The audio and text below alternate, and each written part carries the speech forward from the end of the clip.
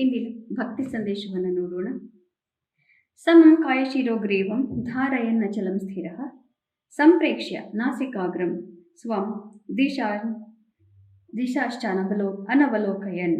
ಈಗ ಹೇಗೆ ಕೂತಿರಬೇಕು ಅಂತಂದರೆ, ತನ್ನ ನಾಸಿಕ ಅಗ್ರದ ಭಾಗ, ಭ್ರುವೋ ಮಧ್ಯೆ ಅಂತಲ್ಲ, ನಮ್ಮ ಎರಡು ಹುಬ್ಬುಗಳ ಮಧ್ಯೆ ಅಂತಲ್ಲ, ನಾಸಿಕಾಗ್ರ ಅಂತಂದರೆ ಮೂಗಿನ ತುದಿ ಕೆಳಗಡೆ, ಅಲ್ಲಿ ಸಂಪೂರ್ಣವಾಗಿ ಕಣ್ಣನ್ನು ಪೂರ್ತಿ ಮುಚ್ಚಿಕೊಂಡು ನಿದ್ದೆ ಮಾಡುವಂತೆಯೂ ಇರಬಾರದು, ಕಣ್ಣು ತೆರೆದಂತೆಯೂ ಇರಬಾರದು. ಜಾಗೃತನಾಗಿ ಇದ್ದು ಸಮವಾದಂತಹ ಶರೀರದಲ್ಲಿ ಕುಳಿತು ಸಮತೋಲನದಲ್ಲಿ ಮೂಗಿನ ತುದಿಯನ್ನು ನೋಡ್ತಾ ಬೇರೆ ಯಾವ ದಿಕ್ಕುಗಳನ್ನು ನೋಡದೆ ಒಂದೇ ತದೇಕ ಚಿತ್ತನಾಗಿ ನಾಸಿಕಾಗ್ರದಲ್ಲಿ ನಾವು ಧ್ಯಾನವನ್ನು ಮಾಡ್ತಾ ಕೂತ್ಕೋಬೇಕು. ಇದರಿಂದ ಆಗುವಂತಹ ಸಿದ್ಧಿಗಳು ನಮ್ಮ ಬಾಯಿಂದ ಹೇಳಲಿಕ್ಕಾಗೋದಿಲ್ಲ, ಪದಗಳು ನಮಗೆ ಸಿಗೋದಿಲ್ಲ. ಅಷ್ಟೊಂದು ಪರಮಾನಂದ ಮತ್ತು ಚಿನ್ಮಯಾನಂದ ಅನ್ನೋದು ನಮಗೆ ಸಾಕ್ಷಾತ್ಕಾರ ಇದರಿಂದ ಸಾಧ್ಯವಾಗತ್ತೆ. ಅದನ್ನು ಮಾಡಬೇಕು ಅಂತ ಭಗವಂತ ಹೇಳ್ತಾ ಇದ್ದಾನೆ. ಇಂದು ಶ್ರೀ ವಿಶ್ವಾವಸು ನಾಮ ಸಂವತ್ಸರೆ ಉತ್ತರಾಯಣೆ ಶಿಶಿರ ಋತೌ ಫಾಲ್ಗುಣ ಮಾಸೆ ಕೃಷ್ಣ ಪಕ್ಷೆ. ಇಂದು 12ನೇ ತಾರೀಕು ಗುರುವಾರ, ನವಮಿ ತಿಥಿ ಮತ್ತು ಇಂದು ಮೂಲ ನಕ್ಷತ್ರ. ಇಂದಿನ ಭವಿಷ್ಯವನ್ನು ನೋಡೋಣ. ಮೂಲ ನಕ್ಷತ್ರದ ಅಧಿಪತಿ ಕೇತು. ಆದ್ದರಿಂದ ಇವತ್ತು ಎಲ್ಲರಿಗೂ ಕೂಡ ಒಂದು ರೀತಿಯ ಉದಾಸೀನ ಭಾವ ಬೇರೆಯವರಲ್ಲಿ ಮತ್ತು ಎಲ್ಲರಲ್ಲೂ ಕೂಡ ಮೂಡಿರಬಹುದು. ಮೇಷರಾಶಿಯವರಿಗೆ ಭಾಗ್ಯೋದಯವಾಗುತ್ತೆ, ಮನಸ್ಸಿಗೆ ನೆಮ್ಮದಿ ಪ್ರಾಪ್ತಿಯಾಗುತ್ತೆ. ಹಿಂದಿನ 2-3 ದಿನಗಳಲ್ಲಿದ್ದ ತೊಂದರೆಗಳು ಇವತ್ತು ಮಾಯವಾಗುತ್ತೆ.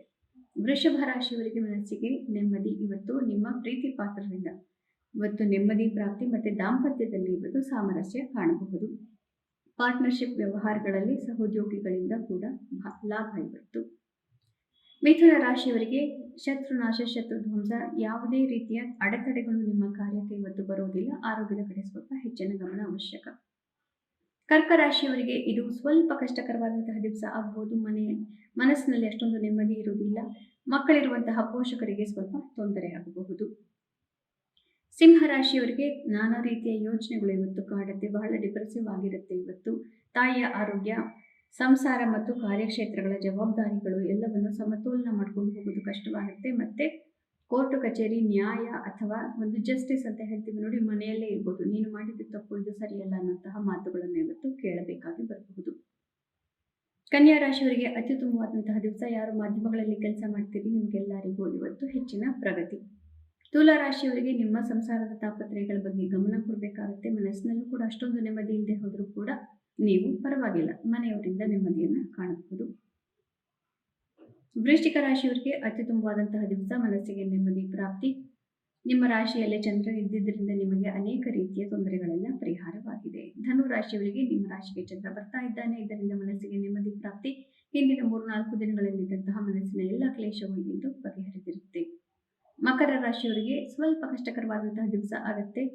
ಮುಖ್ಯವಾದಂತಹ ವಿಚಾರಗಳಲ್ಲಿ ನಿರ್ಧಾರಗಳು ಇವತ್ತು ಬೇಡ. ನಿಮ್ಮ ಪರವಾಗಿ ಹೆಚ್ಚಿನ ಜನಗಳು ಅಥವಾ ಮಾಹಿತಿಗಳು ನಿಮ್ಮ ಪರವಾಗಿ ಇವತ್ತು ಇರುವುದಿಲ್ಲ.